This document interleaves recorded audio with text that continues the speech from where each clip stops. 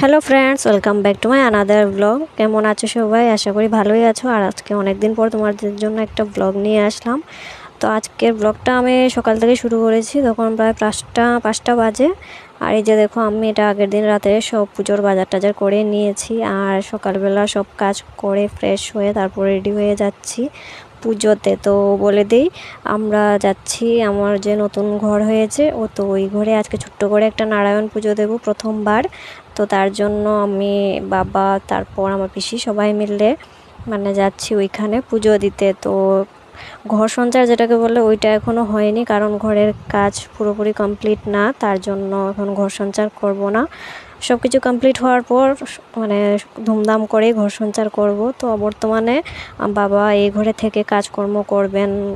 তারপর বাড়িঘরে অনেক কাজ বাকি রয়েছে। তো নতুন ঘরে তো কোনো একটা অকেশন না করে থাকা যায় না, খাওয়াও যায় না, তার জন্য ছোট্ট করে একটা নারায়ণ পুজো দেব। আর আজকে আগস্টের 9 তারিখ 2025-এর। তো আজকে রাখি পূর্ণিমার দিন। তো এই পূর্ণিমা উপলক্ষে সত্যনারায়ণের পুজো দেব, আর সন্ধ্যার সময় একটা কীর্তন দিয়ে দেব ঘরে।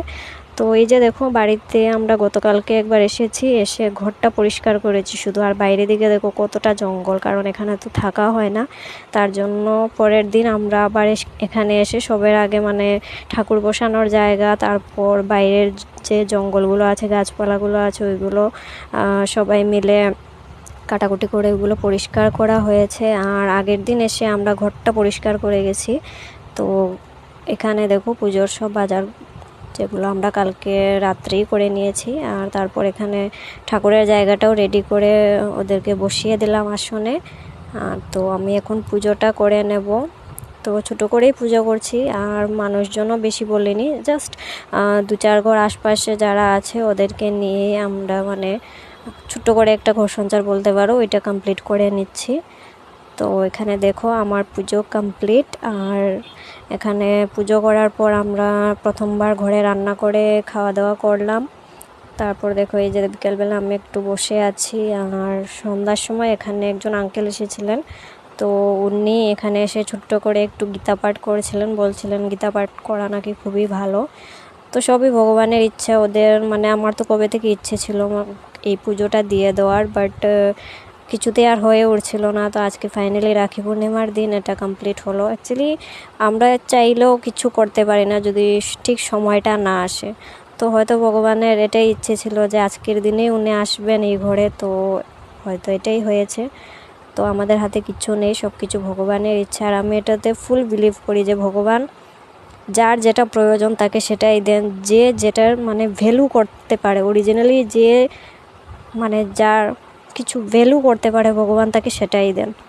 এটা একদম বাস্তব কথা, আমি পুরো মিলিয়ে দেখে নিয়েছি। হাজার চেষ্টা করলেও কিচ্ছু করতে পারবো না, কারণ আমাদের হাতে কিচ্ছুই নেই।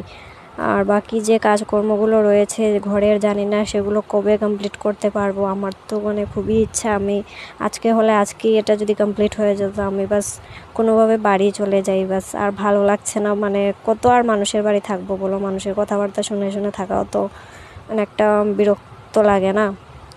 কারো ভালো করলে সে সেটার পাত্তা দেয় না। তো টাটা ফ্রেন্ডস, দেখা হবে অন্য কোনো ভিডিওতে। ততক্ষণের জন্য সবাই ভালো থেকো, সুস্থ থেকো, আর আমাকে সাপোর্ট করো আর আশীর্বাদ করো সবাই, যাতে ঘরের কাজটা খুব তাড়াতাড়ি কমপ্লিট করে বাড়ি চলে যেতে পারি। সবাই পাশে থেকো, ভালোবাসা দিও।